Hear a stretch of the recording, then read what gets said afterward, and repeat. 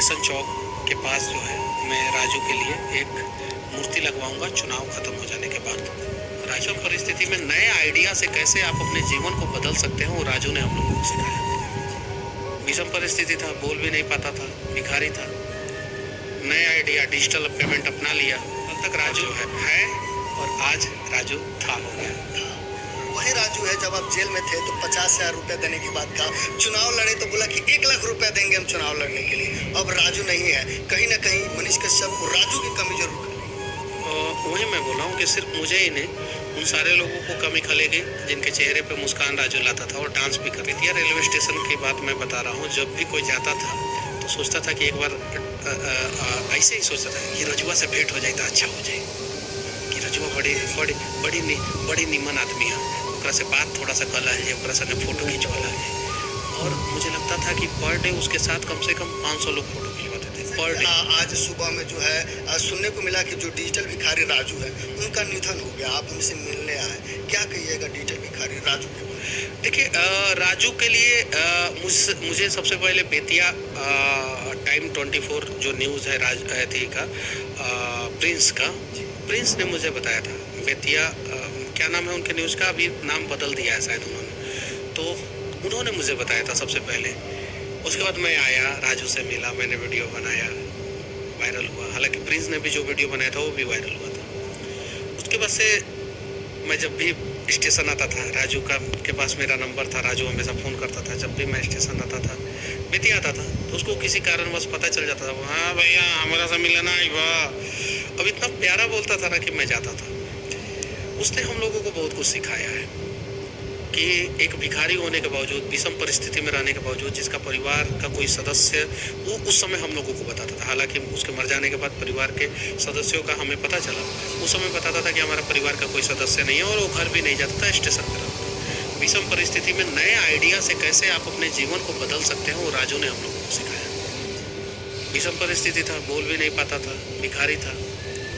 नए idea digital payment अपना लिया और जो है और लोगों से कहता था कि हम मनीष भैया के भाई हैं, हम मनीष भैया के फैन हैं। दोनों बात बोलता था, कभी भाई बोलता था, कभी फैन बोलता था। बहुत सारा इंटरव्यू में बहुत सारे इंटरव्यू में उसने बोला भी। किसी ने उसका टैबलेट तोड़ दिया था कुछ दिन पहले, उसको परेशान भी बहुत सारे लोग करते थे, तो कभी कभी मेरे पास फ़ोन करता था। अब गलती से फ़ोन नहीं उठता था तो नाराज़ भी हो जाता था।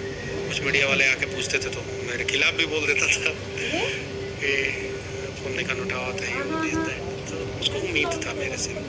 हालांकि भगवान ने समय से पहले उसको जो है अपने पास बुला लिया, और अच्छे लोगों को भगवान जो है कोई कष्ट ना हो वो उसके पहले बुला लेते हैं, तो उसको बुला लिया। और उसके लिए मैं इतना ही कर सकता हूँ कि स्टेशन चौक के पास जो है मैं राजू के लिए एक मूर्ति लगवाऊंगा चुनाव खत्म हो जाने के बाद। राजू का उसकी समृद्धि चिन्ह में आप स्मारक अलग चीज़ होता है, स्मृति चिन्ह अलग होता है। मैं एक चौराहे पे जो है उसके लिए राजू के लिए मूर्ति लगवाऊंगा। कहीं ना कहीं देखा जाए तो जब से आप चुनाव लड़ रहे हैं वो आपके साथ स्टार प्रचारक के रूप में शामिल होता रहा, आप भावनात्मक रूप से जुड़े रहे। कहीं ना कहीं मनीष कश्यप को जरूर आहत पहुंचा होगा कि एक सबसे बड़ा करीबी इंसान। देखिए सिर्फ मुझे ही नहीं, बेतिया रेलवे स्टेशन की बात मैं बता रहा हूँ। जब भी कोई जाता था तो सोचता था कि एक बार ऐसे ही सोचता था कि रजुआ से भेंट हो जाए तो अच्छा हो जाए, कि रजुआ बड़ी निमन आदमी है, ओकरा से बात थोड़ा सा कल है, ओकरा से फोटो खिंचवाला है। और मुझे लगता था कि पर डे उसके साथ कम से कम 500 लोग फोटो खिंचवाते थे per day. Bettiah railway station पे कम से कम 10,000 लोग तो per day Bettiah railway station पे पहुंचते होंगे, उसमें से 500 लोग पर डे फोटो खिंचवाते थे। इतना अच्छा राजू था। ये चीज़ें हैं। यही जी, कल तक राजू है और आज राजू था हो गया। वही राजू है जब आप जेल में थे तो 50,000 रुपया देने की बात कहा, चुनाव लड़े तो बोला कि 1 लाख रुपया देंगे हम चुनाव लड़ने के लिए।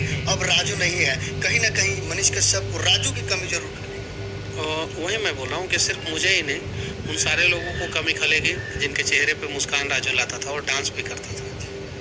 स्टेशन पे कोई कहता था डांस कर दो, डांस कर देता था, जो भी। तो ये चीज़ें हैं। देखा जाए हर किसी के जीवन से कुछ न कुछ सीख मिलता है। अब राजू के जीवन से कोई सीख लेना चाहे, आप बताना चाहें दर्शकों को, तो वो कौन सी चीज? मैंने वही बोला ना, पहले ही बोला कि राजू विषम परिस्थिति में नए आइडिया से कैसे अपने जीवन को बदला जा सकता है, उसका जीता जागता उदाहरण है। विषम परिस्थिति, मतलब कि वो बोल भी नहीं पाता था, अच्छे ढंग से चल भी नहीं पाता था, बीमार भी रहता था।